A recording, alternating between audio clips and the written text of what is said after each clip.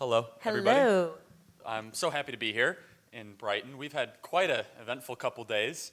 Started in Yes. London, went up to Nottingham. I stopped by SOAS, the School of the School of Oriental and African Studies in London. It's a little bit liberal, I was told. I had no idea what I was going into. And then we were in Nottingham yesterday. So for those that didn't see, Candace, do you have something to say about this? Yeah, that was weird. We've seen a lot of weird stuff, but seeing me photoshopped as a white girl I is don't know. is got to be up there with the best. I don't know. So- Your university is hosting racists. And then they realized, oh wait, she's black, so they just photoshopped me as white, which is okay, I guess. That's Who totally fine. looks more black? I'm sorry to disappoint. I am not white, and your university is not hosting racists. We're just hosting people that maybe have some different ideas than they're used to figure. hearing.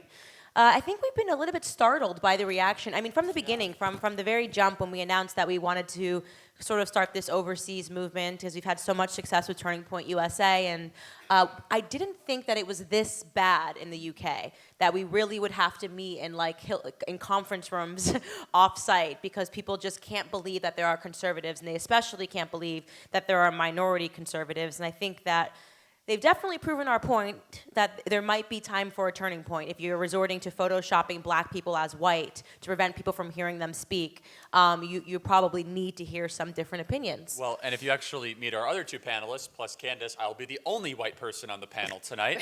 So hosting racist, not sure how that one works. Candace is so correct that I've been stunned, to be honest. I knew there was a free speech crisis going on in the States. We experience it all the time. This is a whole nother level of intolerance, and the silencing of ideas that are disagreeable to the monolithic left has now become a tactic for them to continue their political control in this country. They are afraid of us to be able to go on a college campus. I mean, we're in some form of a bunker of a Hilton, which is great. Thank you, Hilton, for not deplatforming us. We love you guys. Actually, it's really great. Thank you for allowing us to speak our ideas freely. The university deplatformed us because they're afraid that if Candace and Charlie and Dominique and Joel and Turning Point UK are allowed to talk peacefully and deliberately, we might actually win hearts and minds over. We actually might persuade some people. We might actually make some converts. Instead, it's a lot easier to say things that are completely untrue and then Photoshop it. That's not easy, actually. That actually takes effort. A little bit of time. You have to hit the black and white filter. That's right. But they don't want to debate their ideas. They don't want to have discussion, and they don't want to have dialogue. Right, and I think so what this really does is it always underscores a lot of what I do, and maybe some of you guys follow me in the States, maybe you don't, but I really wanted to sort of push back against this idea that everything is racist in society. I mean, there was an article yesterday that said air was racist. I don't know if you guys saw it. The Washington Post ran an article that said that pollution disproportionately affects Black and Hispanic people, and white people are breathing cleaner air. And I was like, wow, we've reached level white people are breathing in better air. Air is racist. That is amazing to me.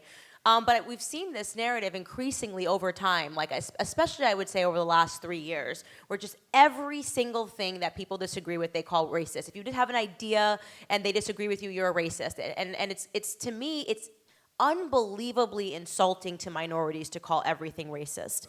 There's not a better time to live in society as a black person than there is today. And America is not a racist country. I've rarely even seen racist acts, and yet the minorities today are convinced, due to the media and the culture and the politics really today is constantly pushing forth this concept that we live in this ever-increasingly racist society. So I wanted to challenge that narrative a little bit, and what I've discovered is really what we're seeing today, which is that the truth is that the people that use the word racist the most tend to be white progressives, and they don't really care about black people or minorities. What they care about is using those words to go after their political opponents, right? If they don't like someone, just call them racist, and then that means that person should immediately be deplatformed. They really care about what black people think? Well, probably not, because if they did, they wouldn't be making posters about me. They'd come in and actually hear what I have to say and what my concerns are for my community. So do you want to jump into a little about what Turning Point is and Sure. how I got involved and what we actually believe in? Yeah, so we actually believe in. So from the States, I started Turning Point USA from Illinois, the Midwestern part of America, when I was 18 years old. I had no money, no connections, and no idea what I was doing. But I had limitless energy and a vision. And in America, we call that living the American dream. where an 18-year-old that ended up not going to college, took a little risk and worked hard, is able to start an organization that's now on 1,400 high school and college campuses across the country, employs well over 100 people, and is really the voice for the next generation around these core ideas. What are the ideas? The ideas of free enterprise, of self-reliance, of personal responsibility. That government does not have to be the answer to all our problems, that America is indeed the greatest country ever to exist. We don't say that as an insult to anyone here. In fact, we're not saying this is a bad... We came from a pretty great place, yes. right? And we don't mean it as an insult at all, actually. And this is a beautiful, great country, and that's why we actually are here today, because we think that this country can have a resurgence, that the dwelling of mediocrity, of the lack of leadership that's happening right now in your country is not fulfilling the history or the mandate of what has made this country so excellent and so great. And really the argument that's happening right now, actually, in Westminster, as we stand on this stage, is do you want Brussels to be more important than Britain?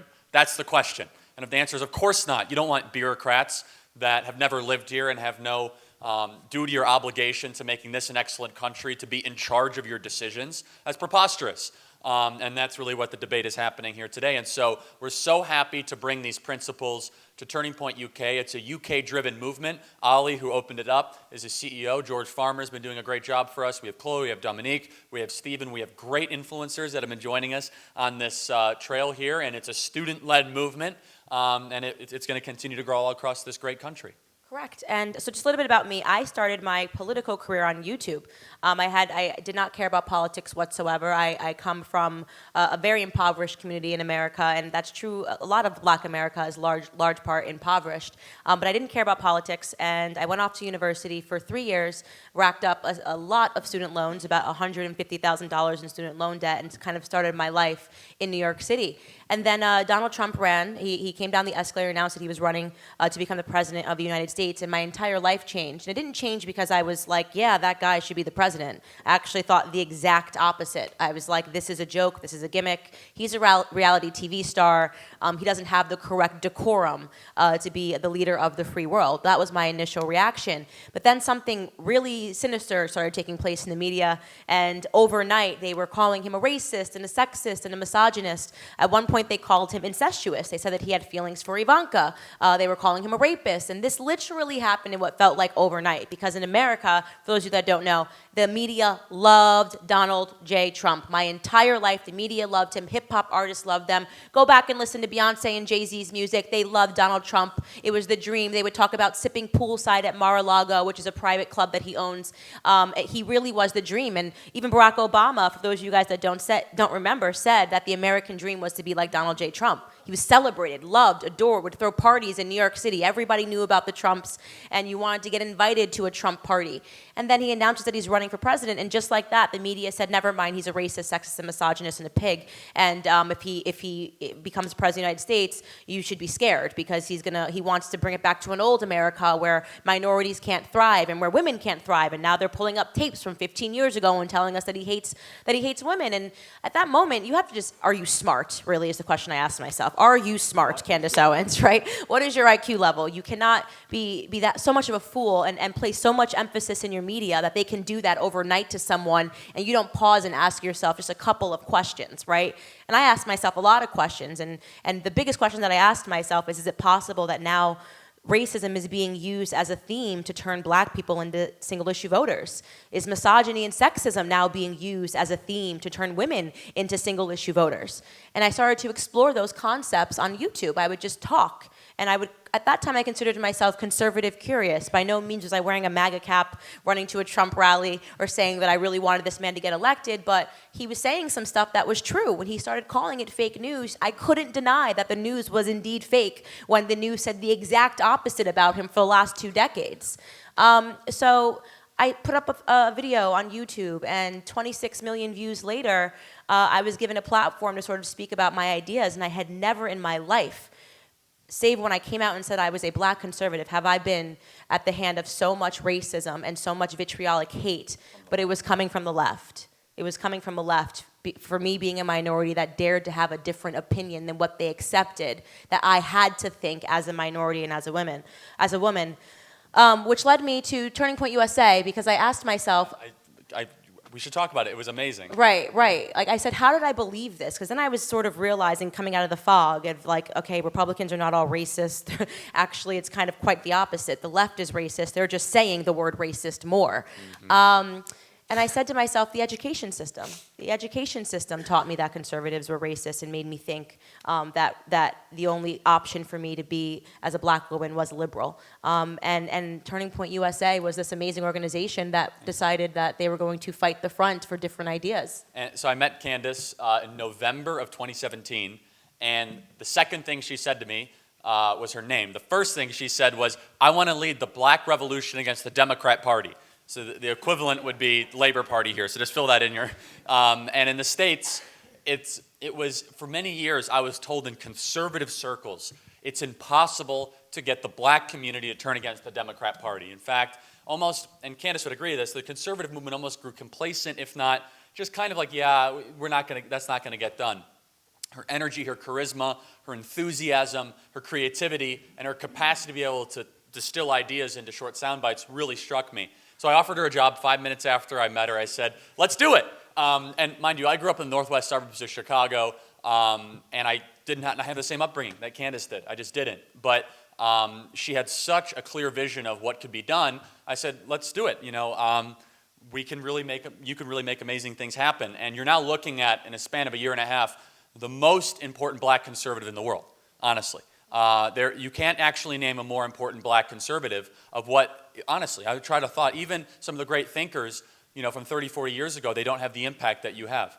That you have brought more people out of the woodwork, more people out of the shell. And you see it on Twitter, these people that are wearing Blexit shirts, which, oops, I said it, it's the black exit from the Democrat Party, which is... And the Labor Party. And the Labor Party. Bringing this overseas now. And... she really deserves an incredible amount of recognition because she's done this in such defiance of the ruling elites and the media class. They said, Candace, shut up. Candace, you can't do this. She punches back twice as hard. And in the States, we're seeing the fruits of that. And so one example that we were able to really partner on, which just I love talking about, is we hosted jointly the nation's largest ever young conservative black leadership summit. Now, it was the largest because it was the first ever young conservative black leadership summit.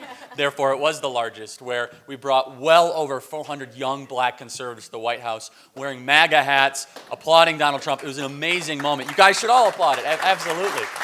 And yeah, and what was so amazing about it is that the values that we were teaching and that we were espousing is that I had this idea that maybe Black America, if we let go, and not just Black America, because they do it to every minority group now, but if you let go of this victim narrative, if you stop believing that you're a victim or trying to win the oppression Olympics, like we like to call it, right? Like, I'm more oppressed than you because I'm a woman. Well, I'm more oppressed than you because I'm black. Well, I'm more oppressed than you because I'm blind. Well, I'm more oppressed than you, you know, because I'm gay, right? That would be the ultimate if I was like a gay, disabled, black lesbian. Right? That's how it works, right? Then you're like, yes, the left loves you. Gender fluid. The left loves you.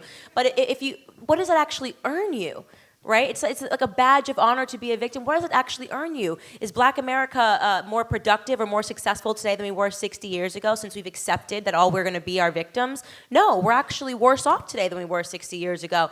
And those are the questions that we ask, and this is really the answer to it. This is the answer to everything that for our community to lift ourselves out of poverty. Free markets, limited government. The biggest one to me is personal responsibility, right? That destroys the victim narrative altogether. Yes, you do things and they're wrong, and you do things and you're right, and this is the game of life. It's not easy for anybody. Everybody at different moments in their life are oppressed somehow or going through something. But it's not about how many times you fall down, it's about how many times you get back up. And the left says, you're down, stay down.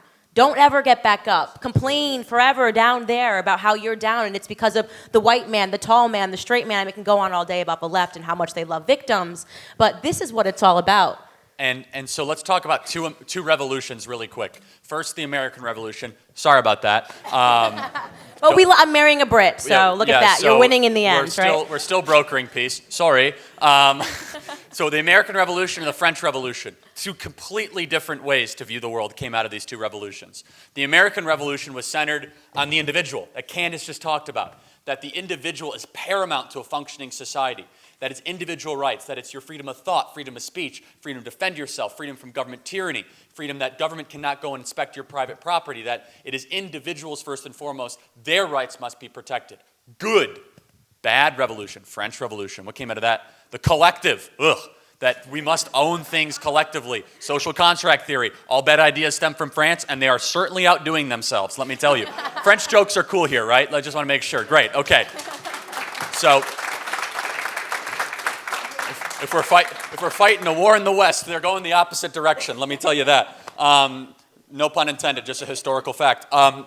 Half kidding. So, anyway, 2 revolutions, and Europe unfortunately has embraced the bad ideas of the French Revolution over the last 30, 40 years more than the good ideas of the American Revolution. And you can look at those 2 different trains of thought, and actually, we got our ideas in America from the Scottish Enlightenment, so thank you for that. We actually took your own philosophers more seriously than you took your own post-World War II, where we got John Locke and Adam Smith that talked about that power of the individual. Free markets were never created. They were discovered primarily through Adam Smith. Personal responsibility was never created. It was talked about in the Judeo-Christian ethic, but it was refined in the Scottish Enlightenment.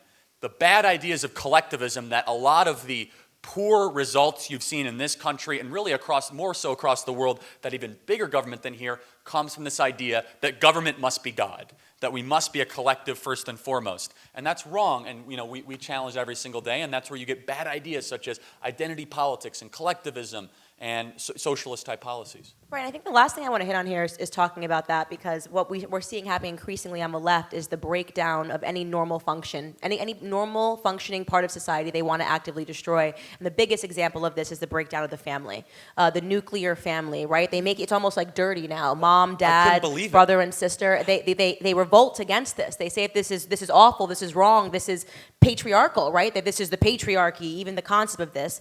And we're in this weird spot now where if you're paying attention, and something that I speak against all the time is feminism. Radicalized feminism is what we're seeing today.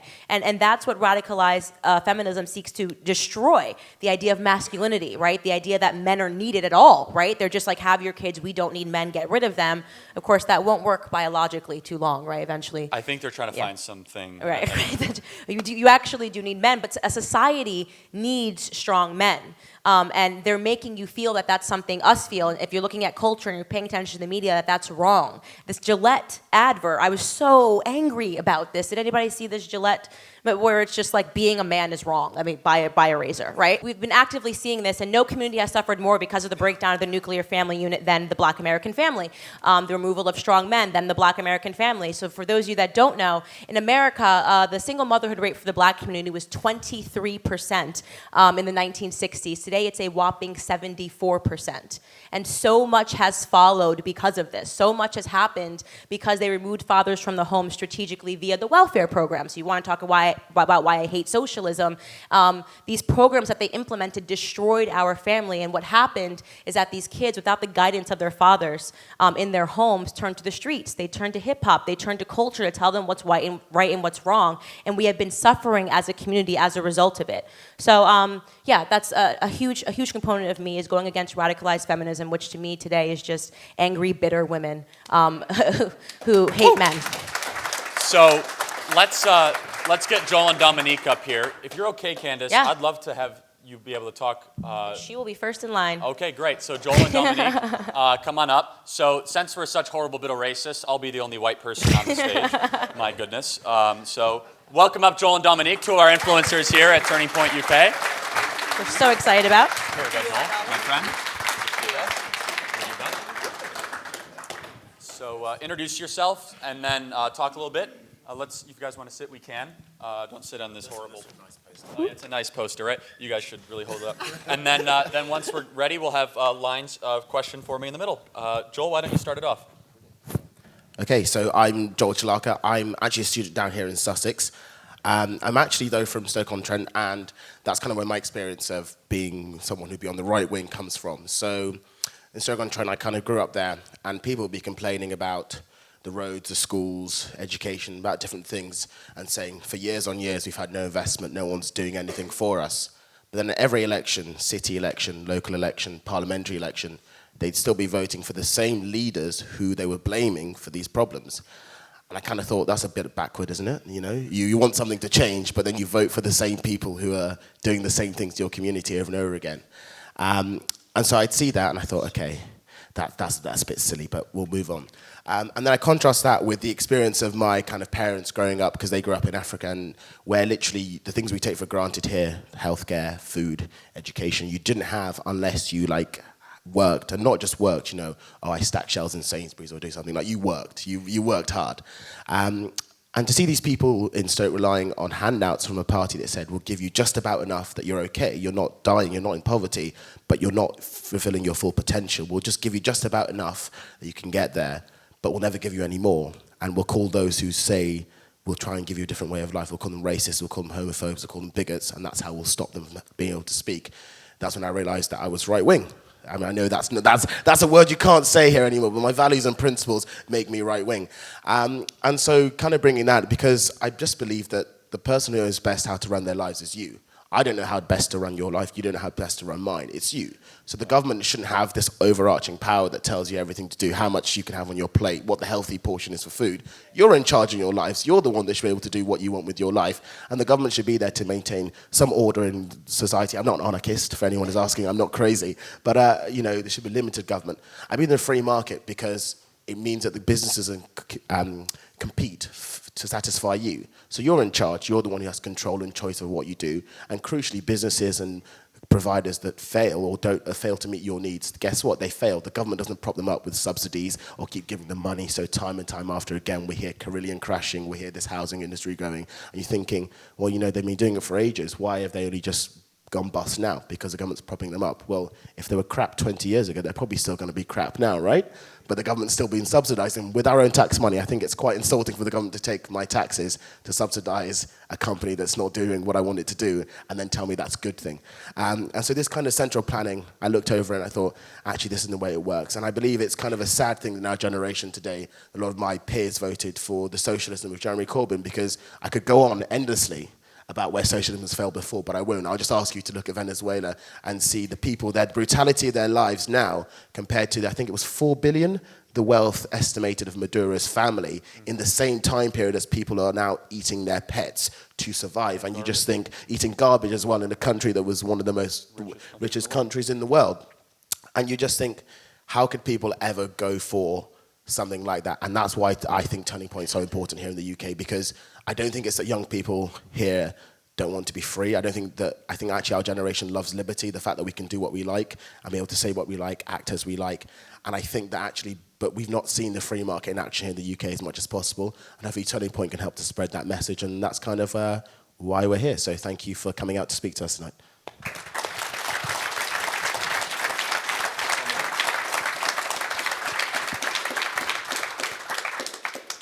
Hello everyone, nice to see you all, thanks for coming out. I just want to start by saying one of the main questions I'm asked by anyone when I say I'm a conservative or I'm right wing is, how can a young black woman be a conservative? And You can't, right? No, you can't. Such a racist thing to say. And what I have to say to that is, I wasn't always like this. I actually voted for Jeremy Corbyn in 2016. Yeah, wow. And I believed in left-wing thought because I thought that Labour were the only political home for me because of my skin colour. And the stereotype is that, the Conservative Party is for rich white men. And I was really uneducated on that. And one of the main things about actually being a Conservative is looking at the facts and actually having logic and applying things objectively rather than using emotion. So I looked at Labour's policies and the things that they espouse, and I realised that they were more concerned with what's going on in Palestine, more concerned with supporting terrorist organisations, more concerned with getting rid of Trident than what's actually going on in the country. You've got the Labour Party in complete disarray over Brexit. They'd rather be ruled by EU bureaucrats than actually give our Parliament the power to have a say over our laws here. And yeah, let's go WTO, by the way. And well, right now, I would actually agree with you, mate. I would actually agree with you. Yeah, I'd actually agree with you. But I've realised that when I actually became a Conservative and started being more confident about my views, the left were actually the ones that were the most frustrated with me having a different point of view. I've been called an Uncle Tom numerous times. I've been called a token numerous times. And the thing about freedom is, it's not just about having the freedom to use the same facilities as others, or the freedom to participate in education the same as others. It's the freedom to think freely. And that's the message that we really want to get across with Turning Point. I don't have to be a socialist just because I'm black. I don't believe in socialism. I believe that capitalism is what will actually empower minority communities, not being reliant on the government. And I believe the best way for minorities to go is the conservative way. We need to believe in the family, we need to believe in personal responsibility, and we need to believe that we can be in control of our destiny. And that's why I'm really excited about Turning Point. And it's only just the beginning. Thank you. Thank you. All right, well, now we'd like to open for discussions with the audience, and people disagree. You guys can just form a line right in the middle. She's going to be first, because I promised her that. A line over there, I'm sorry. I guess So it's the if camera. you disagree, over there. you get to the front, and this will be first.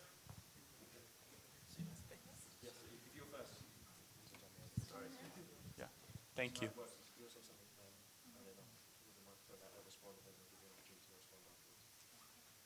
Thank you for being here. Thank you for being here. Thank you. Oh, yeah, okay. Maybe before was a bit of a spontaneous outburst and maybe not the best way to address my objections to what you were saying, I'll admit. But I just so deeply object to a lot of what you're saying, but at the root I feel like there's a clear misunderstanding about the core values of feminism. You're saying that it's bitter women, or that it's not allowing men to be men anymore, or demonizing masculinity. I really don't agree with. I don't think there's any value in kind of glorifying toxic masculinity that we have now, with making it seem as though being a violent man or anything like that is appropriate. I think it's really damaging. Would you be able to phrase it as a question? Sorry for the panel. Oh, okay. I can say a couple of things back, and we can have a discussion about this. So first and foremost, you started by saying, I feel like. It's really important that we know what you think like, because a big problem is that people are thinking, are feeling, and they're not really thinking anymore. Secondly, you brought up toxic masculinity. I believe toxic masculinity exists, but it exists inside of radicalized feminists, right? Where they're thinking that they should be able to own and control society because they're marching in the street with pussy hats and saying that they demand justice for a free and fair election, like they did with Donald J. Trump. I don't like this trend where we're trying to turn men, and you call it, masculinity is masculinity. I like masculinity. Masculinity is actually the one thing that saved me in life. I was grateful to have my grandfather, who was the strongest example of what it means to be a man, right? And because of that, having that structure, it actually saved me, because he taught me personal responsibility. He taught me to have a relationship with God, right? And yes, he's a man's man. He did everything with his hands. He worked on a sharecropping farm from the time he was 5 years old. Today, that archetype of what a man is being taught that there's something wrong with it, that there's something that's implicitly violent about being a man, and that's wrong. And I think the people that are harmed the most by it, by the way, are women. Women are harmed the most. When you break down men and strong fathers, we are the ones that suffer the most. And also, can I just say that, men commit suicide at faster rates than women. Women actually live longer than men. Most men are actually in prison, and most men, more than women, are homeless. So women graduate more from college. There are more women In what way are we in suffering? What university. statistic do you feel that women are suffering and men aren't? Because there might be a meninist. There might need to be a meninism movement. You have a female prime minister. I would just say, there's a lot of things to address there, but to begin with, what you say about having a strong grandfather, a male figure, if you're saying that you've internalized these things, these messages that he taught you, then surely there's nothing inherently masculine about those qualities. I don't understand how you're defining masculinity. I don't understand how you're defining it. Yeah, why don't you define it? Why don't you define it? Because you're the one that so you should define what masculinity means to you. Well, it depends. I would say masculinity now, obviously just being a social construct, literally nothing more than a set of expectations that are placed on someone. So then how can you call it, if it's a social construct, how can you call it toxic? Because social constructs can be toxic. If you have a patriarchal society that is sending a message that men need to be dominant, or they need to be I know you don't like the word violent, but I think there's something violent about it. About masculinity. No, about the sort of masculinity that we have now, this toxic. What What makes that a construct, though? In order for something to be a construct, it has to begin as a norm, which a majority amount of people follow. A majority It doesn't. of If people you have a have to- patriarchal have to society that is sending messages that men need to possess certain qualities, and I believe the qualities that they're suggesting should be adopted are bad. Which quality? I just need to know what exactly you've seen when you've said that is an example of toxic masculinity. I think men feeling that they need to dominate spaces physically and speaking over women, interrupting women, belittling them. Yeah. Do you see how good I'm being? I mean, you can. So, just a question. So, you just said when men interrupt and dominate spaces. Were you a toxic feminist when you interrupted me when I was on stage? No, I was interrupting something I'm just asking. that I fundamentally don't believe in. I'm just asking because you're saying that somebody interrupting someone is now a symbol of toxic masculinity. You just interrupted me on stage, so are you a toxic I wasn't feminist? interrupting you because I didn't. You went bullshit. Yeah, because you were talking Bullshit. Because you were talking bullshit. I didn't interrupt you because you're a woman. I interrupted you because I didn't Maybe- believe what you were saying. It's not that I didn't believe. But what you were maybe saying that's what because men of do your sometimes? femininity. Is it I possible was that men disagreeing with sometimes your interrupt belief. because they disagree with what women are saying and not because they're toxic masculinity in the air? Like, do you get what I'm saying? Is that you're coming up with terms and sometimes people just interrupt. I'm fine with the fact that you interrupted me. It happens all the time and I'm not holding that against you. I'm just using it to prove a point that you've created an entire concept around when men interrupt women, but you literally just interrupted me and you don't identify as yourself as a toxic feminist. No, because I interrupted you on the basis that I didn't agree with the politics you're espousing, both of you. Well, maybe men Not are because just I don't disagree believe with in what you're saying. because you're a woman. The fact that you're a woman is completely irrelevant to me. But maybe what it's you're irrelevant both to men as well when they interrupt people. That's Men not the interrupt case. other men. Men interrupt That's women. not the case. We're There's society. a culture of men's voices being valued more than women's. What is your metric for Give this? us one piece of data. Yeah, One. like a data. Any piece of You can't data. just say there's a culture of men interrupting women. What's your data point for Any this? kind of interpretivist data where you're looking at interactions, at dynamics, you can see. I mean, what do you want me to say? Like a Like a statistic? fact? Yeah. Any fact. Any kind of. How about the stuff Dominique A, said? a recent huge cultural example, maybe? So can I ask a question? Do you think we live in a patriarchy? Yes. Why do women live longer than men? Why are men more likely to commit suicide? Why do women I'll tell compose you- I'll 50+% tell of you college Why do we graduates? control 89% of the spending power within households if men are the ones that are going out and making all of the money, as we like to Because say? women have the sole responsibility of caring for the house and the children. So they're it's a not patriarchy that working. allows women a lot of responsibility. Within a household, within a certain sphere, not a powerful one. The household is not Then a why are powerful majority of sphere. business startups women, majority of master's degrees, and majority of And doctorate also, degrees can in I the say, States? The thing about women living longer, married women live the least long. Unmarried women live longest because they do not have the responsibilities, the emotional labor of being Marriage with a is man. emotional labor. Pardon? Marriage is emotional labor for women, and that's. That's a great point. Well, no, because the way that women support men, like, it's a huge thought we live in a burden. They support patriarchy. each I'm other. not saying no, they don't. No, they don't. I'm talking But so about. this is sort of, I appreciate the discussion we're having. You're such a perfect reason for why Because I you're I all could never be emotion. a feminist No because facts. everything that I just couldn't. It's like you don't really know why you're calling it toxic. You did the No, exact I same do. thing, I but know you decided that exactly when why I'm men calling it interrupt, it's toxic. because you're a woman. But you decided No, that when you it's interrupt, not. it's just because you had a differing You asked me opinion. for one example I know, of I know, toxic I know. And then masculinity, you and say I stuff told about you the people marriage and interrupt. breakdown as an emotional labor. There are women, just so you know, that aspire to get married and have children and stay at home and raise that's good okay. children, and I that's agree. okay. It's completely So, but why are you now making it seem like that puts us in a position that's less than man? Want to create a society? Be the person that raises every individual that's in society. Feminism has made it seem like there's something wrong with being a mother, that there's something wrong with being a wife, and everything that you've just said is that. You have. It's not emotional labor. I want to have children. I want to raise my children. I don't want to be the CEO of a company and not have a husband. And that's not what I aspire to. And that's why feminism is having a hard time with a lot of women who are realizing that when they give up everything that they naturally want in life to be a feminist, they end up miserable and alone. No, I'm not. You're sitting there because of No, I'm not. Please don't tell me that I'm sitting here because can't I'm wait to standing. talk to you. I'm sitting here because I worked hard. You'll be I was next. personally responsible. I'm not sitting here because of feminism. No, I am not sitting here because of any feminist. Well, trust me. So can I ask? Can a man Yeah, but ask a question? feminism is supposed to be about choice, and what radical feminism is actually doing is taking away that choice and making women feel bad about wanting to maybe be the traditional view of what a woman is. There's nothing wrong with having a choice to do both. I don't really understand your point.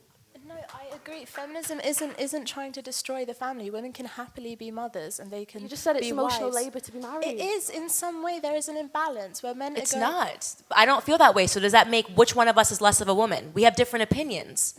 What do you mean? Which of us is less? You're saying that it is, and I'm saying that it's not. We have a differing opinion, and the reason why I don't like feminism because it basically tells us that we have to feel this way, No, that we it have to doesn't. feel No, it bitter doesn't. towards It's men, just towards trying husbands, to towards make you marriage, aware of towards your children, and choices. that's why I'm trying to let you know the feminist movement is considered very radicalized because there are many women, especially conservative women, who just don't feel that way. We don't feel burdened by children and marriage. Can I give you some facts though to support this? No, you don't want to hear from a man. Okay. Wait, you see how things get really dangerous and you start to generalize men and women all of a sudden, like you did? I just wanted to continue the conversation ahead. that I was Okay, having you can with talk to Candace. Without you jumping We'll in talk with about your facts later. Sorry, I didn't mean to interrupt you. I understand that some women want a family and they want to be mothers. I completely respect that. All feminism is doing is telling you that you do have a choice. And I don't believe radical feminism is pushing women into hating the family. It's just suggesting that maybe this doesn't have to be your lot. And some women have internalized values that make them think that this is what they want when really they might not. So you And can I read really minds. do want a appreciate- husband and children one day. Okay, So, that's fine, but then what I I'm saying to you is the respect reason that. why I don't like feminism is because feminists think feminism is mandatory. The second you find out that a girl doesn't identify as a feminist, you're up here and you're asking a bunch of questions. I don't like the feminist movement. I think it's become very toxic and very hostile towards men. If you believed in the equality that men and that women should be able to think whatever we wanted, you wouldn't be debating me right now. You'd say, well, more power to you because you'd be a true feminist. But you're not. You're trying to. I think that you're belittling other women. I'm by not belittling them. by not You're allowed to be a engaging in feminist. I'm not telling feminism. you can be a feminist. You could buy a pussy hat if you left today, and I wouldn't mind. I've never had an issue with people that are feminists. I have an issue when people tell me that I now have to be a feminist or that it's complete bullshit when I say that I think it's harmful to keep telling men that masculinity is wrong. Masculinity is a component of being a man. I think a society needs and thrives on strong men. There's never been a society without strong men. There's never been a society without strong men. And because I support that, you're upset and you're calling bullshit. What's wrong with that? What's wrong with strong men? Why does that make you upset? I just think that the values, you referenced the Gillette advert, all it was saying was, the message was fundamentally just stop being violent. Just No, it No, it wasn't. No, In your view. Little toddlers. there were parts Boys that- will be boys. Boys tend to be reckless. They tend to punch each other and wrestle each other. That's a healthy, necessary part of the child development process. Trying to demonize that in the parental guidelines that Gillette was trying to have in a 30-second to a minute ad is toxic feminism, That is toxic attacking feminism. toxic masculinity. So let me give you some examples super quick. So you say, that's not what feminism wants. The predominant viewpoint in the university now in the States and the UK is an anti-male posture, whether it be papers that literally say abolish men, whether it be books that say the problem with men. You're looking at me funny. The Huffington Post publishes at least a weekly piece that says that men should have a less powerful role in Cancel society. white men. Cancel white men is a common theme. The Me Too movement. Oh, so you agree with it? Okay. The men have done Wait, a can lot you repeat what you historically. just said? Won every single war, every freedom that we have in Can you society repeat what is you because just of said? men. I said it's because white men have historically done so much shit. They're just So asking you you to do stop agree for with the once. anti-male posture. So your No, true I radical don't. I feminism don't comes agree out with it. after 10 minutes of cross-examination. Before you said, I have no problem with men. Now you Now said you're it's saying because you white do. men have done a lot of shit. Yeah, but- Now we get to revealing who you really are, which that is is a what hateful, feminism is. angry person. They just hate men. There is no other No, platform. They don't hate men. They're just. You just there's said- no problem. There is no problem with analyzing the actions of men in history and condemning them. You mean like What about winning all the World good War II? ones? You know, the ones What who about all died the good for our ones? freedom. So that's wrong. We can't do that. Like defeating the Or, Nazis? or people, men who had inventions, anything that men have invented, we can't use anymore. Slavery So there- wasn't there's- ended in America because no, there's women were positives and fighting. negatives. It's complete hyperbole. What about all of the good? What about all the good things? Everything that we have in society, every war that was fought and won was because of men. Do you ever think Half about the that? wars were necessary anyway. I mean, wars they that happen, we fought though. and Now won. we're spiraling. Yeah, Now we're and spiraling. But they happen World and then War fought II. them. So what they won was that they started unnecessarily. Yeah, women have They never took the started control- wars, but wars have never been fought over women in this country. That never happened, Henry VIII. Right? What's the point? Because he was an adulterer. I mean, that's a terrible example. Do you What, think wanted that to that shag women? Let me around ask you a and have a question. male Do you heir. think That's an women can awful have done example. anything wrong, or that women can do anything wrong? Like, would you have been okay if there was like a strict razor commercial like about toxic femininity? Would that have been okay with you? Can you tell me what you think toxic femininity Accusing is? men of things that never happen and Yeah. calling it sexual Like what? assault? Like Brett Kavanaugh? He is an awful man and a rapist. Wait, he's a what? He's an honorable awful man. An Hon- awful man. Honorable? I said awful. Prove it. What? Yeah, facts. Name one fact of anything awful he's ever done. He raped someone. because You mean- she said A so. fa- yeah, show me wait, some hold on. evidence. Because she said That so. wasn't even a trial in a court. It was in front of a. So bunch why of- isn't there a trial in the court? Why No. didn't she go file it? Why didn't she file a police report? Because She there can't was no remember the evidence. Date, time, place, no Because witnesses. We have this culture, this toxic culture where women aren't. The same believed. culture leads to Okay. people like Jussie Smollett then faking a hoax because you have to Bingo. be a victim. Or- No, you can't then sit here and say that without facts that you can say he's a rapist, but then Jussie Smollett can get away with saying there was people shouting, "This is Trump country, we're going to beat you up," without facts. You either have facts or both, or you can't just lead them. Why did he feel necessary to do that? Okay, Because can I he ask wants to you- start a race war. Evident that Can I Because he just? I wants want to to ask put you a last people against question. each other. I'm gonna ask you a question. Do you think? So now we're getting. Now this is why I don't support feminism, by the way. Because do you believe in the concept that women should just be believed absent facts? Because that was the Christine Blasey Ford thing. There was not a single fact. Do you think that women should be believed absent facts if they say that they were raped and assaulted?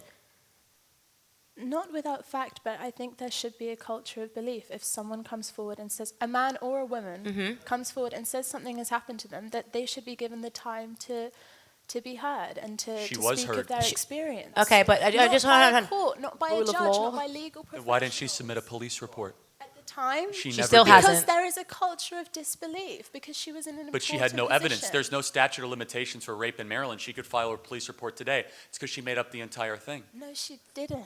So why doesn't she know the time, the place, no corroborating witnesses? Her story changed 8 times. None of her friends said it ever happened or she ever talked about it once before. Everything about her life story changed at least 6 times. And 2 of the women that came forward and said that something happened are actually under criminal conviction for making up the entire thing. They never met her once before. This was a con job to try to displace United States It Supreme was a Court political justice. hit job. It really was. But I do want to say this to you, and something for you to just consider, because I think we should wrap this up, because I don't think you're ever going to not be a feminist, and I'm never going to be one, right? But it's really important when you start getting into that slippery slope of believe women, and I talk about this particularly to minority America, because we've learned our lesson the hardest with this. And I think radicalized feminism, when I did an interview, I said it was the closest thing to white supremacy I've ever seen is radicalized feminism. The concept of just believing a woman because she said something is the direct thing that led to all of our ancestors getting lynched in America. When white women would just say that something happened, okay? And we were supposed to magically believe it. Our ancestors were then chased after, put into cars, Emmett Till, everything that happened in America happened because white women should just be believed. So you will never, ever, ever hear me stand behind a radicalized concept like just believe women because they're crying. Thank you so much for taking the time to speak to us today. Thank you. Would you like to say something? You wanted to say something? We have a disagreement If you precedent here, guys and agree, then you want to just say queue something. over on right? that side and then do Yeah, if you guys want to file in line, the disagreements get precedent over here. on that side. So everyone.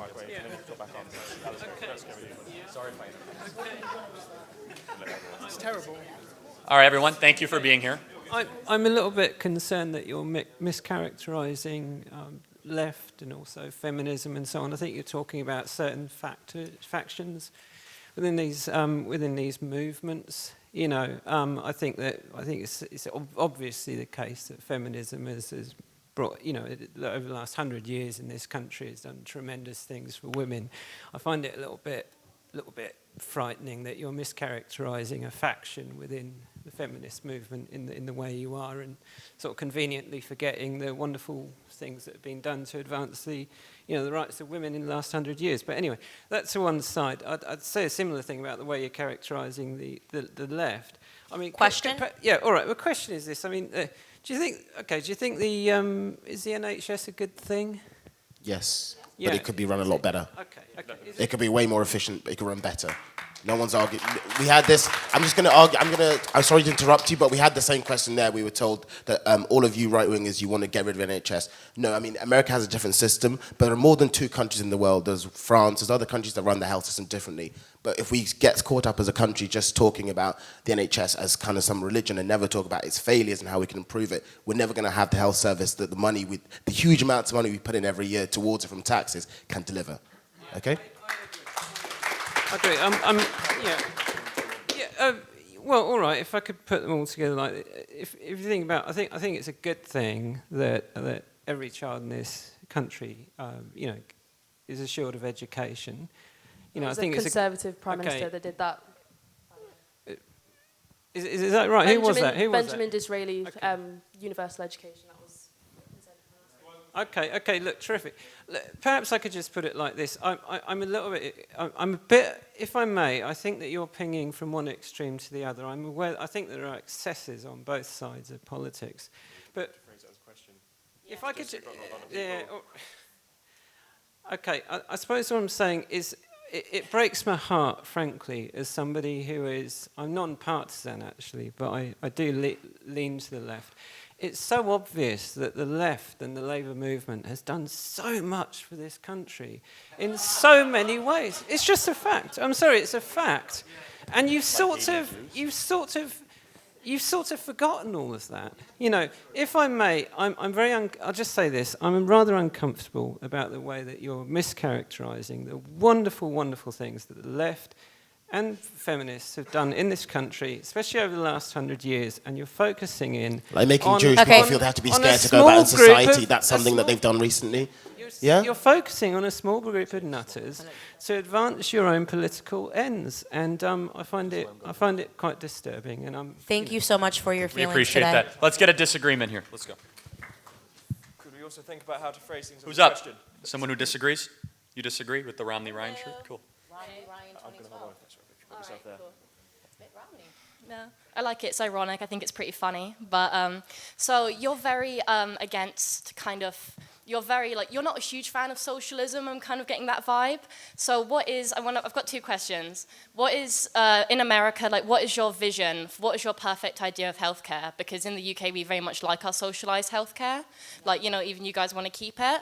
So, what is your vision for perfect healthcare in your Mad Max kind of small government world? Mad Max, yeah. Yeah, that's what it feels like, kind of like a wasteland, no government. I know it's not like that at all, but you ever heard of Lasik eye surgery before?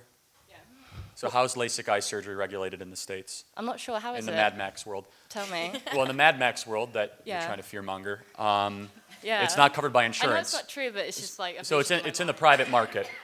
So I'd like the U.S. healthcare system to work how the LASIK eye surgery industry has worked over the last 10 years, where it's a vital organ, not covered by insurance, not covered by government hospitals, not covered by Medicaid, and not covered by Medicare, where it's a cash-only transaction. So over the last 10 years, the most amazing medical advancements around LASIK eye technology have stemmed from America, and the price has gone down dramatically. So it used to be $20,000 per eye, now you can get it $750 per eye. It used to be a 3-week recovery time, now it's a 48-hour recovery time. It's a vital organ, so there's the arguments that somehow this is not necessary, there's not a high level of precision, gets completely and totally dismissed. The market works no matter where it is, whether it be in healthcare, food, transportation, housing, technology, communication. So I want more market forces. I want healthcare to be bought across state lines in the states. I want a government that does not pick crony favors of hospitals that make big contributions, or drug companies that have the right lobbyists, or trial lawyers that have proximity to Capitol Hill.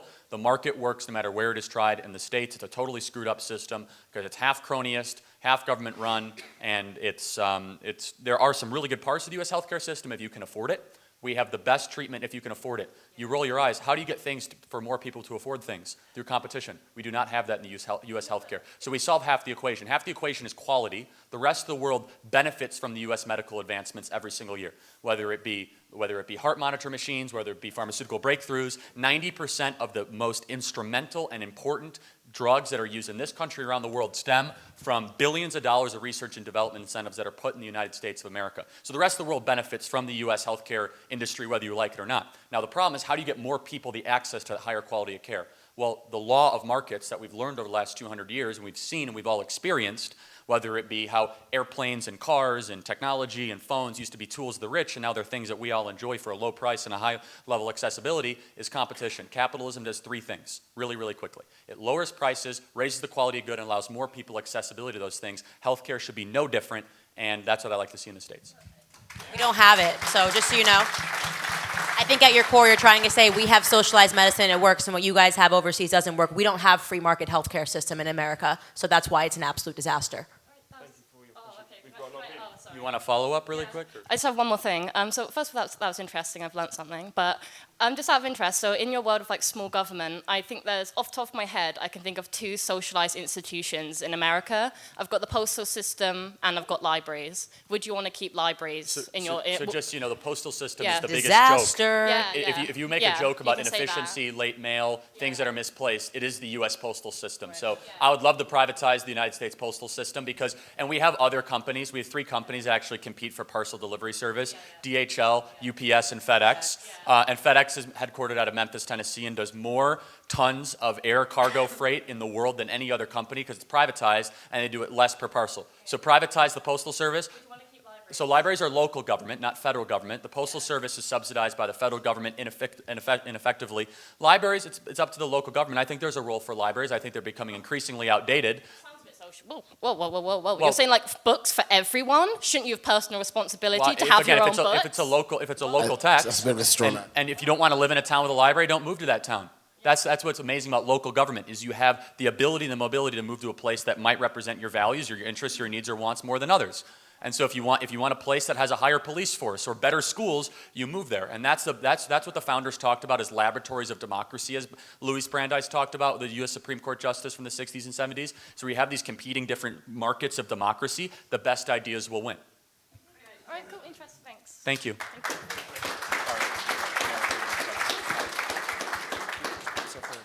Hello. Hello.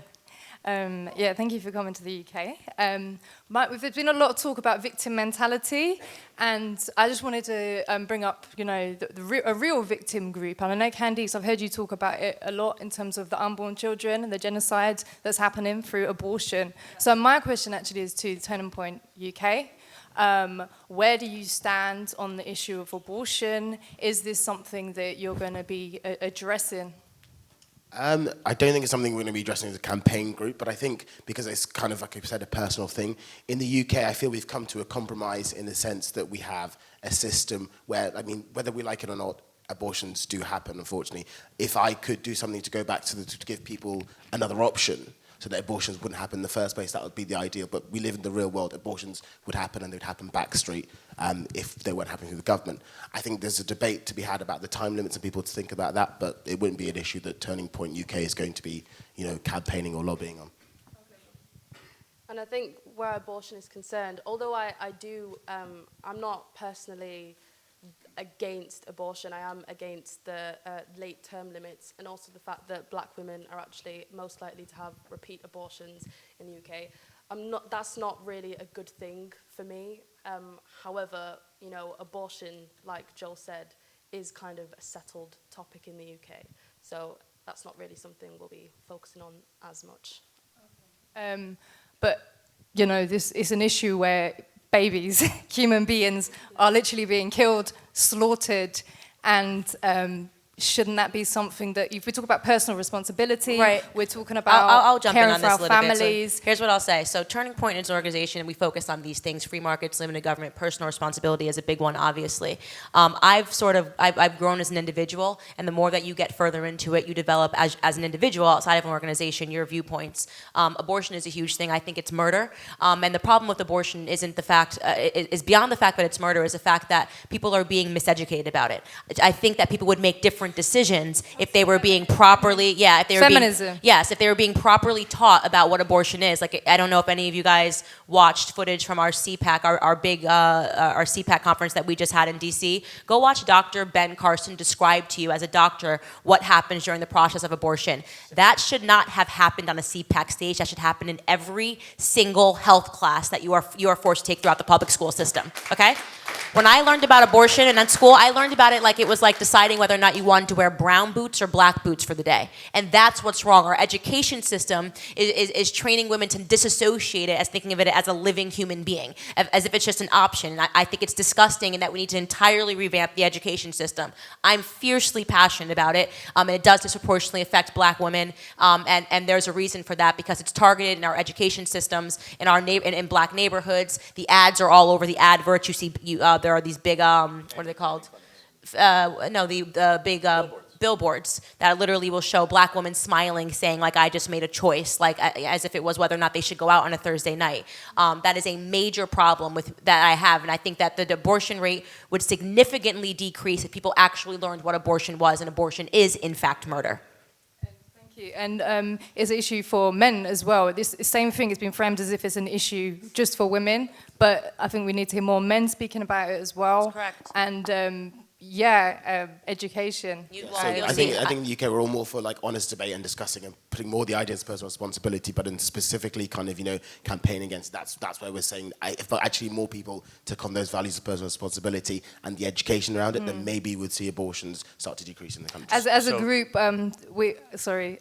CBR UK, we're also showing the reality of abortion. So we actually go to universities, Oxford, Cambridge, and we've seen like Oxford and Cambridge students, we go with big banners, we show the reality of abortion, we show graphic images to show the truth and educate people. And we've seen, Oxford students, which are meant to be, the smartest in the world, literally come and cover up our images, and they have no arguments. They go crazy. Right. Well, I would just encourage you to keep pushing, and it's like I said, it's not what we do per se at Turning Point USA, but as individuals and as women, we should always be speaking up about it and having an authentic conversation.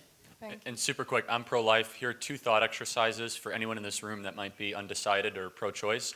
Really quick, if it's not a life, why do we call a celebration of a pregnancy a baby shower, not a fetus shower?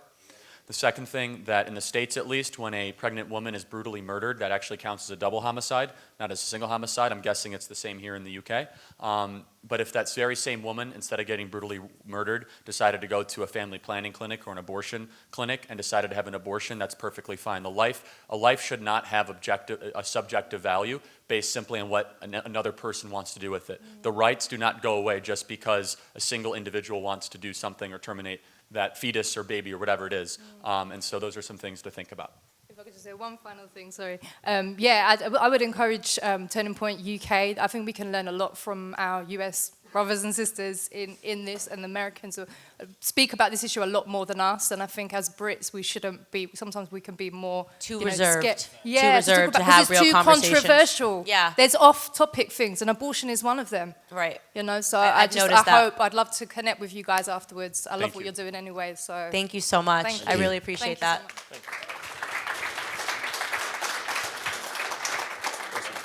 Hello. Thank you for being here. Okay, let him ask. Hello. Sorry if I'm not as articulate as I could be. It's weird to see you guys in person.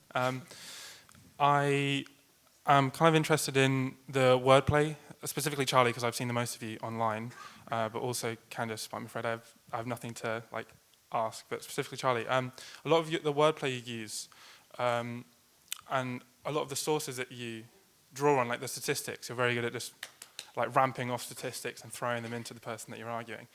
I was wondering, where do you collect your sources? And do you make them easily accessible? Of course. Would you like to name an example that I can cite for you now? I don't question that the things that you're saying are factual. It's more how they are phrased and how they are put to us. So, for example, the thing that you've just said now about abortion, could you quickly remind me so I don't trip over my own words? Sure, I'll do the first one. I say, a celebration of a pregnancy, why do we call that event a baby shower, not a fetus shower? Right, so that in itself sounds like, oh, right, well, that means there's a cultural acceptance of the idea that it's a baby pre-birth. But that's just a linguistic, cultural way. So I'm pro-choice, for example, but I would still call it a baby shower. That doesn't mean I culturally accept the idea that it's a baby pre-birth. I'm just using a linguistic standard. There's deeper meaning, though. Let's play this out. It's fun. So if the individual that has the baby shower decides right after the baby shower to have an abortion, what is that inside of her called? I don't want to do this, if that's all right. I don't want to do abortion. I know, but you see all of a sudden your argument can I use a different up? example if abortion is kicking up too much dust? Say that again. Can I use a different example Sure, of a fact? that's fine. Okay, That's so fine. Perfectly fine. the first thing I saw with you in was your political debate with Hassan. Yeah. That was the first thing I saw of you. And you said, you'll probably still remember it, but it was that the worst 10 cities in America were run by Democrats. Yeah, the poorest, most murderous. Yeah. Right. So I looked it up because I wanted to read up on it, and there wasn't a source in the video mirror I'd seen. And that was correct. But it was also correct that of the top 10 cities, most of them were Democrat. And across the board, on average, most cities are Democrat. So the fact that you took it out of the entirety of the fact, which is that most cities are Democrat, the top best cities are Democrat, and the worst cities are Democrat, and you chose to only say that the worst cities are Democrat.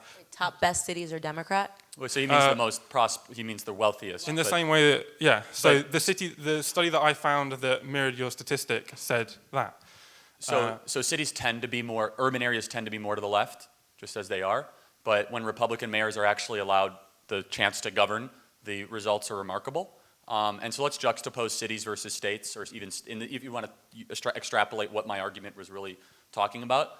In the laboratory of democracy theory, which we all believe in, which is when certain states are allowed to have juxtaposed policies and contrast against each other, you see huge differences. So the most prosperous, most job-creating, most entrepreneurial states are ones with Republican governors and low tax, low regulation type policies. And there is a correlation between the most murderous, the most dangerous, and the most honestly hopeless areas, and Candace grew up in one of them, are almost always dominated by Democrats. But when those Republican policies are actually allowed to be instituted, those communities turn around quite quickly. So. And another one was that you said, I think it was the life expectancy in Cuba was 15 years lower than that in the United States. Yeah, if the government doesn't kill you, right. Right, democide. But I looked it up as well, and I found there was no information on that. And in fact, the Google definition, which draws on, it cites many different studies, and it fills it all in and it pulls it all together, and it chooses the most reasonable response that's backed up by facts and logic. It said that it was actually a year older than the US. So how do you, especially point. When you're, like, I think it's called galloping, when you're throwing so many points in a debate, do you not think it's unfair and unreasonable and maybe at points even manipulative to be phrasing things in a certain way that might be, when beyond scrutiny, it's like me who had to Google all of these statistics, which pan out to be not as obtrusive and anti-left as you say they are? Do you not think that's at the worst incompetent, and at the best incompetent, and at the worst malicious? So you're entitled to your own opinion, not entitled to your own facts. Let's talk about the Cuban one. I reject the own Cuban government's health statistics completely and totally. I don't believe the socialist governments of Cuba's health statistics that they submit to the World Health Organization or the United Nations, because objective, independent analysis of their own health standards are nearly 20 to 30 years behind life expectancy that their own government produces. So what you're looking at is corroborated by people that want it to be true. And we can have a 30-minute discussion over whether you believe the Cuban health statistics, but the answer is, show me another statistic of anything I've talked about in the 300 hours that Candace and I have done, public speaking. Everything I talk about, everything I do is rooted in years of research and backing and data, and I'm happy to talk about each specific one. I don't want to monopolize the time here, but I reject the premise and the insinuation that somehow I'm being reckless, because facts are not reckless. In fact, it's the basis of why we're here and why what we believe. You successfully pivoted away from the intention of my question, which wasn't the factual nature of the statements you were saying. It's Right. the way that you phrased them. So I phrased them effectively, and that should be a problem? No, it's not about effectively as defined by you, as in it promotes your you even agenda. said you pivoted quickly away from the abortion thing. Can I please finish my... Happy to, yeah. I pivoted away from the abortion thing, not because I didn't want to talk about it, but because it made me uncomfortable to do so. Do you think do you think it's effective the way I worded it, because maybe it made you think a way you never had to think before? The point is, like, I could do that for every issue. It's more that, so you say, like, oh, we shouldn't trust the Cuban health statistics because they've got an agenda to promote, and that probably makes a lot of sense.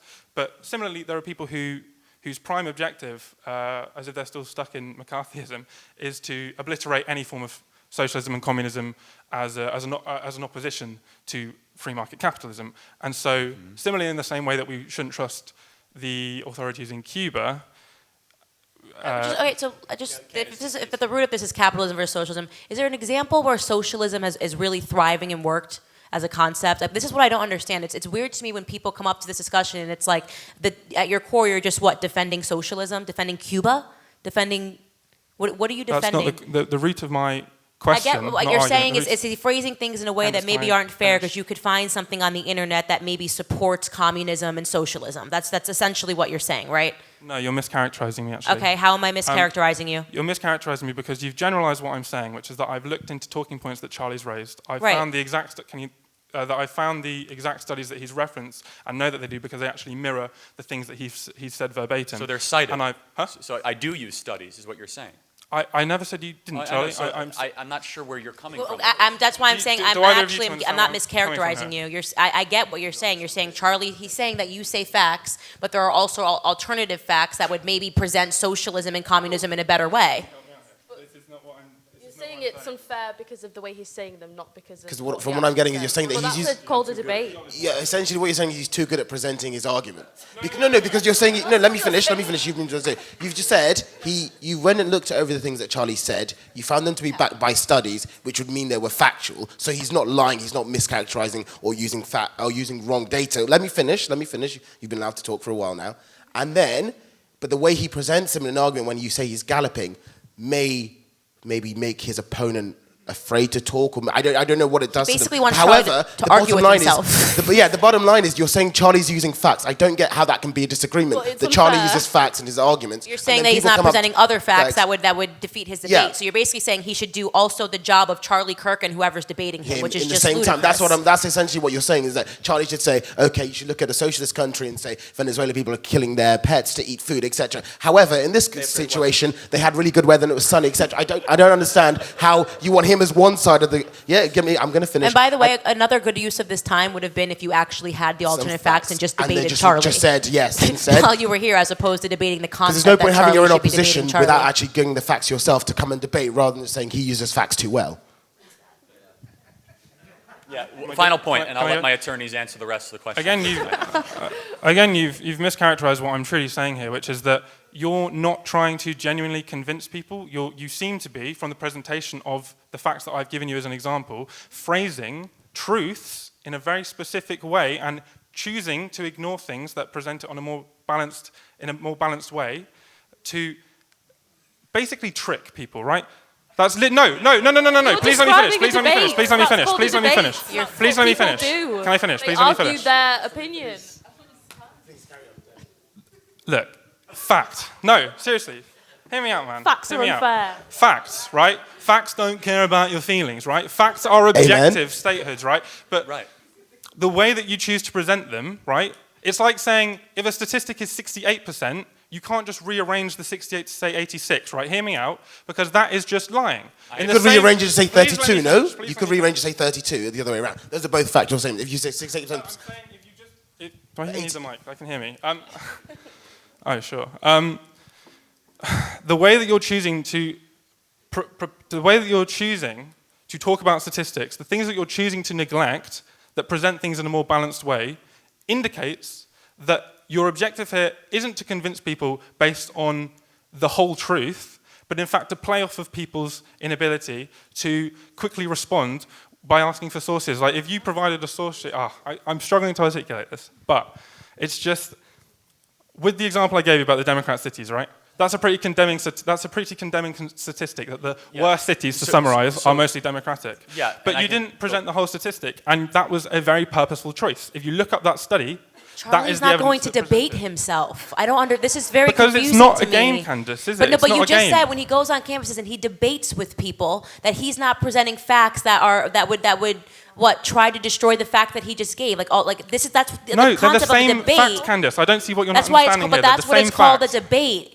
Because it's not about, the point of a debate, if you care about humanity, if you care about improving people's welfare, should be to present objective facts based on independent studies and decide which is what Charlie does, but choosing to neglect choosing to neglect the entirety of the factual statement. Okay, I think this is right? now turning into like a Yelp review of Charlie Kirk, and I'm not really getting Because the he's point an of it. influential man, and his practices, and I get everyone's it. practices I need to be get it, but I'm scrutinised, saying and that yours this are is- semantically I wish you deceitful. actually had. closing, though- I wish you actually would just debate Charlie. That would, I think, would be more Yeah, in productive for closing, everybody I do here. appreciate you coming up and saying this. I will issue a challenge to the world. Anyone can come prepared with any hundreds of pages of documents to debate me, and I wish them well. Thank you.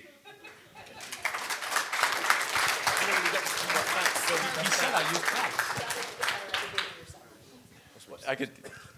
Thank you for being here. Sorry. First, I just want to say thank you for coming. Thank you. Last year, I was president of the Politics Society, so I know firsthand what it's like to try and get speakers on campus that are not well favoured. We had a lot of issues. We had, if it wasn't going to be a no platform, it was you need to have someone of the opposite opinion to debate you. You need to have a chair. Very hard to get a chair for some of these events who are deemed as appropriate by the student union. What steps do you think that we need to take to try and get over this problem, and how do those steps differ in the UK than the US, for example?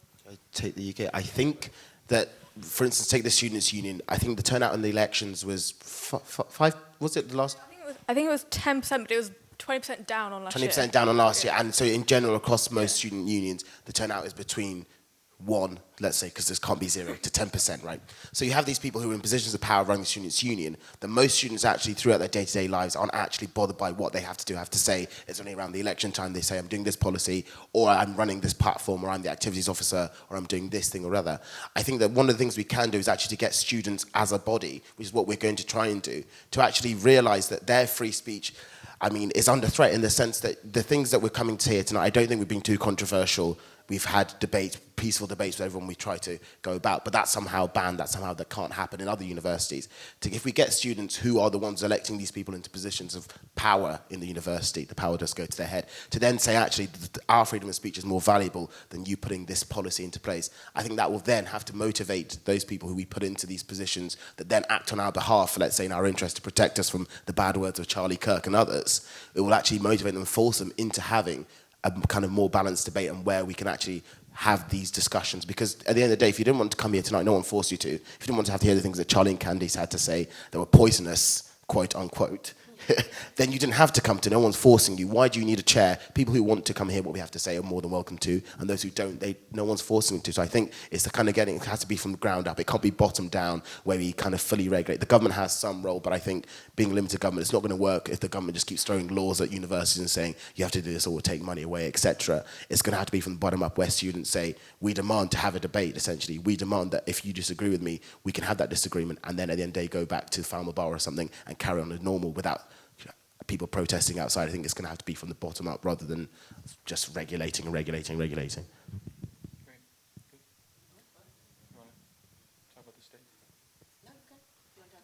Yeah, it's bad in the States as far as the free speech crisis. It's much worse here. And I will use the States as an example of how this works. There are horrific fringe voices in the States. Candace and I fight for their right to speak. And what happens when they come on a university is no one shows up. And they make fools of themselves, and less people believe in what they believe after they came than before they came. It actually unites the campus around unifying values of acceptance and tolerance and diversity. When you do stuff like this, it actually divides the campus. I could even say some of the most hateful voices in America, people that I denounce repeatedly and I think that are the scum of the earth, I don't want to say their names, okay, because I don't even want to give them that platform, but you could fill in the space. I want them to have the right to come to campus. I don't want them to come to campus. I don't like the idea that they even hold these ideas. They're hateful.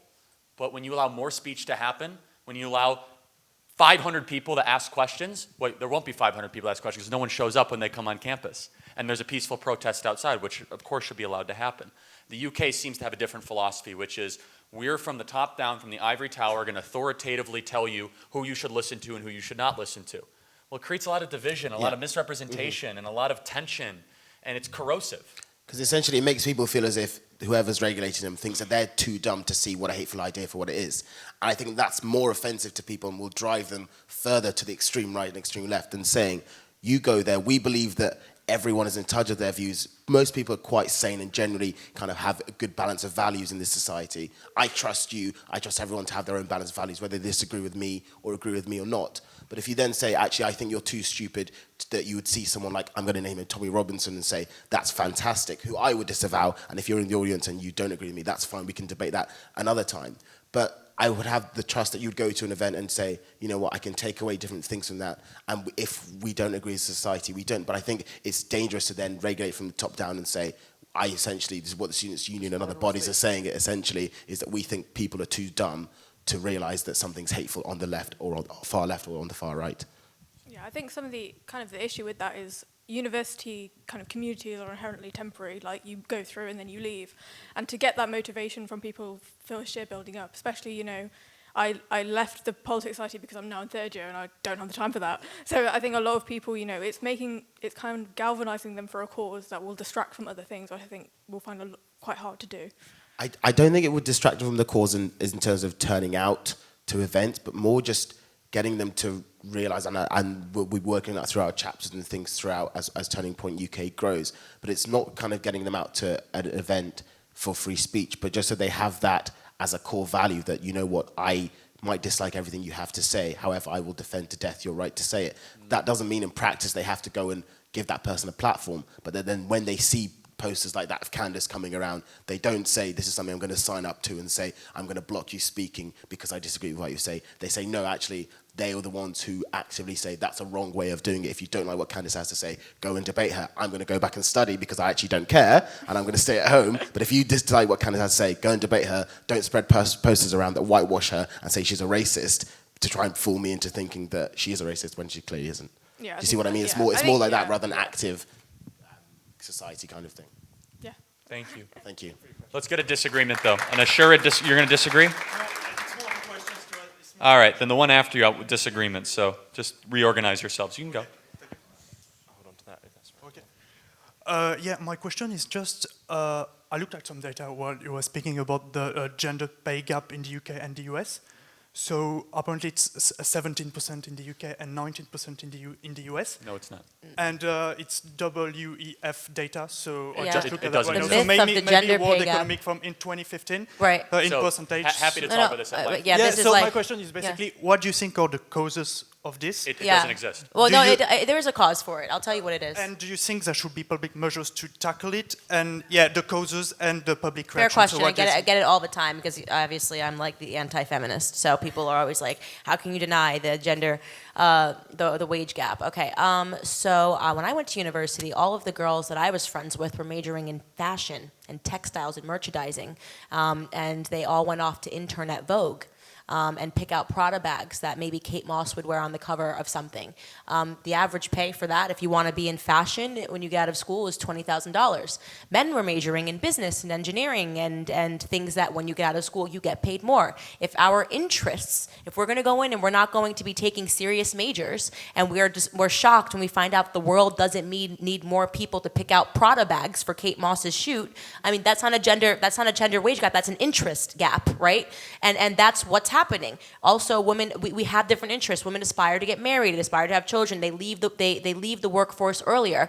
Every single one of my girlfriends, what I'm saying is that a person that is a brain surgeon should not get paid the same amount as a person that wants to pick out Prada bags for the rest of her life. I mean, this is what's going on in America. When you look at the wage gap, they're not telling you what the jobs actually are and what women are going into in terms of their majors in university. When you're taking feminist dance class 101, you're not going to make 6 figures when you go out of university. That's just the truth. And women, if there was a real feminist movement, would talk about that, would say, hey, if you want to make as much as men, maybe we should be majoring in engineering and things like that, but we don't because we have different interests, which is fine. But you then can't complain and think that we should now have a society that forces, what are we going to do? Are we going to have like a government that says now we have to pay women that want to go into fashion 6 figures to make them feel good and like they're doing things that are productive in society?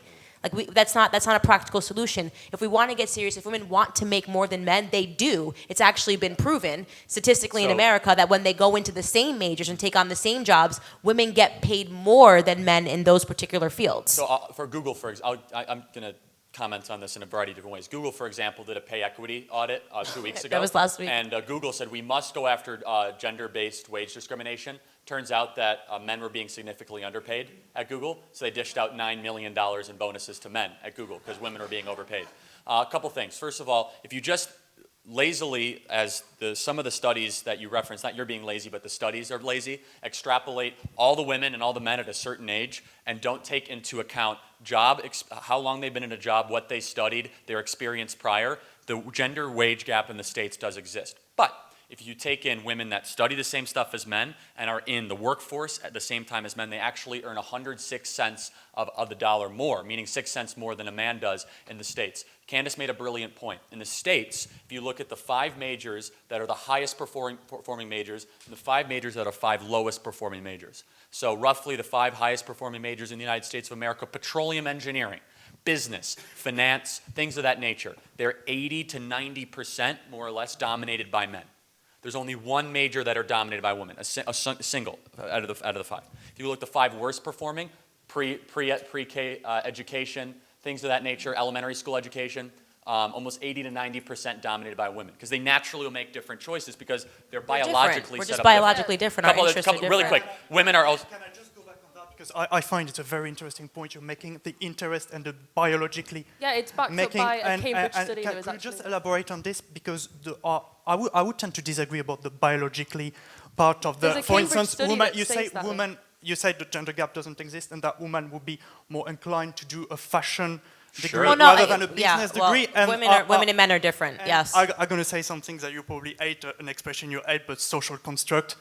No, we have evidence to this, though. Look at the Scandinavian countries. They tried to get rid of this. They actually allowed teenagers to choose which do you want to get into STEM fields or not, and the data actually showed that women naturally wanted to go towards, when they tried to make the society totally equitable and they try to get rid of these gender roles, women still, because of the biological predisposition towards nurturing, women... We naturally want to nurture. They go to nursing. There are definitely studies against that nurturing part. Women are not more inclined to be nurturing. 110% we are. 110. Sweden is the example of it. You're just wrong. It's just true. It's just true. But based on what? What studies? Is it true based on what? There was a study done by Cambridge scientists that demonstrated that men naturally revert to environments that require more structure, such as politics and the professions that he mentioned. Business and finance. And women naturally revert to professions such as teaching, which require more empathy and emotion. This is just a natural thing. It's important not to. It's important not to say that women should be forced into those roles, but you do have to accept that we naturally that do. we naturally revert to them. It's just true. I'm just telling you, like, even if you've said, I'm telling you, every single woman that I went to university with versus every single man, there's just a difference in terms of the majors that we're picking, and we're not forced to pick certain majors. We just aren't forced to. So what you're seeing is the result of people picking their different interests, right? And unfortunately, the other part of your question was, should we do something in society to even it out? We don't have to do anything in society to even it out. Can I ask you a question? Yes, of course. Yeah. Do you think there's a biological difference between a man and a woman? I do believe, indeed, there's a biological difference between man and woman, but when it comes to interest, I do more believe that... So let me ask you a follow-up. Don't mean to interrupt rudely, but if we have biological differences, do I have more testosterone than she does? I think, yes, indeed. Do you think that testosterone could drive you to do different interests and things? Well, I could indeed do believe that. Yeah. The thing is... So maybe a man might be more likely to be a weightlifter, serve in the army, be a police officer, a firefighter, and a woman who has more estrogen might want to be a nurturer, a preschool teacher. Do you see how biology... I have another question. Do you think it's desirable for the society, this kind of... Of course. I love it, yeah. Absolutely. I love the yin and the yang. I think men and women are symbiotic. It's beautiful. It's biblical, and it's something that we should stop trying to actively work to force and destroy at a certain point. I love it. And I did a podcast. I was interviewing John Voight, who you guys might know. He's Angelina Jolie's father, and he was talking about this like biblical, beautiful thing that our society is currently trying to destroy. And he said the thing that I see over and over again in my life, and it's nice because he's 80 years old now, so they have that wisdom when they get old.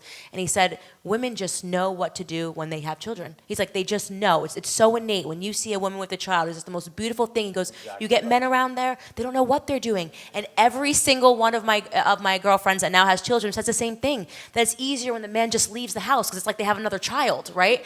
And that's beautiful, right? And feminists make you think that there's something wrong with that. Like, make him do this and do that. And it's like, yes, there are certain things that we innately know how to do. And when I see a child, I instantly know how to take care of them. That's just something that's innate and it's biological. And maybe I don't have the data and the facts to describe to you that I can prove that this is a thing, but it is. It just is a thing. And I don't know why society wants to destroy that or force it in a different way and make men the people that are innate and know what to do when they see children. There's something really beautiful and spiritual about that should never be disrupted.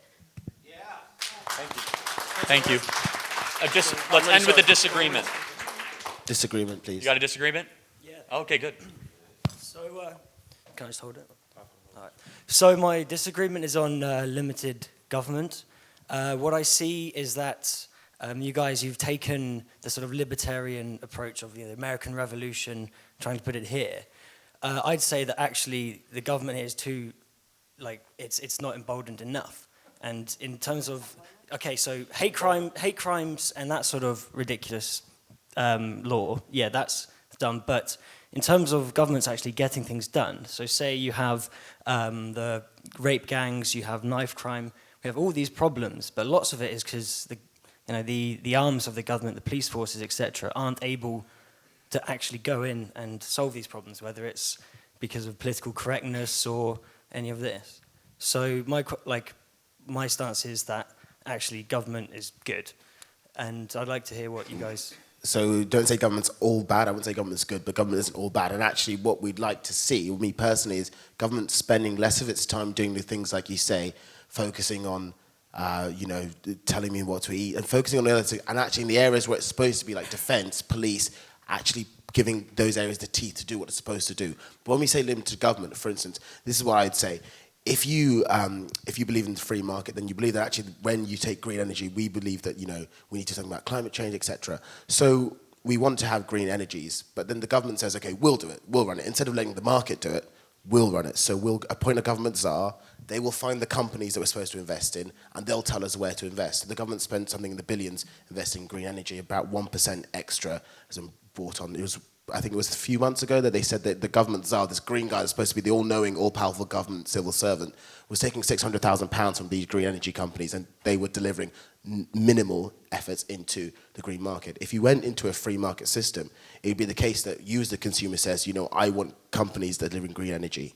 So companies that don't, I won't use their products, I won't buy from into them, I won't use the energy price cap that keeps those prices artificially high, which means that even if you think you're getting a saving, you're actually not, which the government has put into place.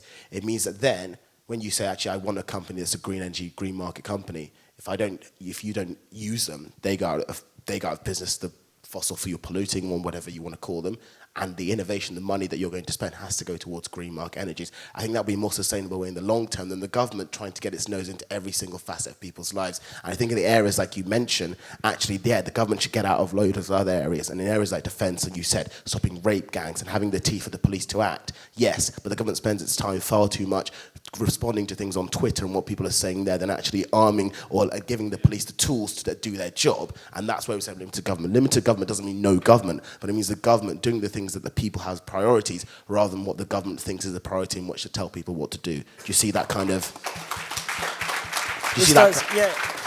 This comes to part of my second point, which is the third point here of saying limited government and personal responsibility. You had the whole individual sort of individualism thing. Personally, I don't really go in for that. Even when we were talking about Brexit, that wasn't individualism. For me, it was. Of course it was. I think it was. Individuals turned out. Get Brussels out of your life. That's individualism. But this comes to with the personal responsibility, limited government. Do you think people are actually capable of doing it by themselves? Because yes. Do you truly? Yes. Yes. 100% over. I do. Yes, we believe in the individual. I believe in the individual. Look at the government wasn't the one that invented the light bulb. The government wasn't the one that gave us many of the inventions that we take for granted today. That was done by private individuals and their innovation enterprise. I don't back the government to deliver the next phases, to deliver the challenges in life. I back people to do that and innovators, and I don't think the government has shown itself to be successful at doing that. The question actually terrifies me because we're getting to a point in society where people are like, what would we do without the government? And also, surely the government is made up of individuals. So if you don't trust the common man to do it, you trust bureaucrats or someone else who are also human beings to make the right decisions for millions of people. I don't think that logic works. Do you see what I mean? You don't trust the common person to do it, but you think that because another man who says, or another woman who's doing something, that they're going to be able to give the best ideas. I don't see how you said you don't trust the individual to make the right decision. How can a government made up of individuals do the same? I think if individuals put as much faith in the family as I put in the government, society would change tomorrow. I really do. Okay, that's the good answers for me. Thank you. Thank you very much. Thank you. That guy has a Barack Obama shirt. I want to talk to him. Is that Barack Obama or Che Guevara? I can't tell the difference. Both. Okay, we talk to Hey. one more. George, we got to talk to the Obama guy. Yeah, we got to talk to the Obama guy. You gotta talk to Obama. I couldn't tell if it was Che or Obama. Okay, so I got this in China, so it's like Obama. It's like a joke. Oh, Obama. Yeah. And It's says almost like not a joke. And it says in Chinese, obey your leader. So regarding the politics of the US, I'd like to hear what you guys, all of you guys, even the Home Point UK people, would like to think on, what you think on who will the Democratic nominee in 2020 be, and why do you think this is the case? Well, they've already got a ton of nominees. But who do you think will be the nominee? This is a hard one. It's so fun. It's so fun. This is like the Super Bowl for conservatives. Like, we love this. Like, I am much more interested in watching the 2020 Democrat dominate. Like it's going to be amazing. Let's see. We've got a fake Native American. Oh, God. Yeah. We've got a fake. He hasn't announced yet. The fake Spanish guy, Beto. Is he announced yet? Not yet. No. Not yet. Robert, isn't that? Or? But we've got Crazy Bernie, the Nutty Professor. The Nutty Professor. Kamala Harris. We've got Kamala Harris, the fake hip hop music listening superstar. I don't know. I mean, it's going to be hard. I think if Beto gets in it, it might be him, just because he appeals to the youth in a way. Bernie's done. He ruined it the first time when Hillary rigged the election from him, and he didn't have the courage to stand up for himself. He abandoned everybody. Actually, a lot of people that were going to be for Bernie ended up voting for Trump because they were so upset about it. Elizabeth Warren's already out. It's like she's not even in. Trump did away with her pretty quickly. Yeah, It was the worst presidential announcement ever. Right, yeah. He thanks. Hey, Genuinely- honey, thanks for being in the house. Where else would he be? There's It's no his one house. there's no one that can beat Trump. But if there's any person that I think that would go the furthest, and he hasn't even announced yet, it would be Beto. If Joe Biden got into it, maybe a second, but he'd be like a far second to Beto, just because he's got some weird stuff on the internet. Keep your eye on Michelle Obama, too. She might run. You think she'll run? I think Kamala Harris might be. I think she probably will win, just because. What? She's like an establishment. Dude, she's so forgettable. Every time she speaks, I fall asleep. Yeah, she's like the most forgettable person in the entire world. She's like an establishment Democrat, the same Interesting. way Hillary Clinton was, and they pushed her onto the Democratic Party. I mean, if she did end up. If they were smart, they wouldn't have her, but yeah. Yeah, They could rig it for her. If she did end up winning the nomination, like I think she'd lose, to be honest. Really? All right. Well, Interesting. thank you. Yeah. Candace 2020. Yeah. Thank you. I'm not running against Trump. I love Trump. Trump will win re-election. Yeah, Trump will win. Well, just want to give it up again for our Turning Point UK team. Thank you guys for a great week. And thank you guys for the disagreements. For all you guys that disagreed with us and showed up, I think that that's really what it's all about. And we're so what it's all appreciative about. to you guys.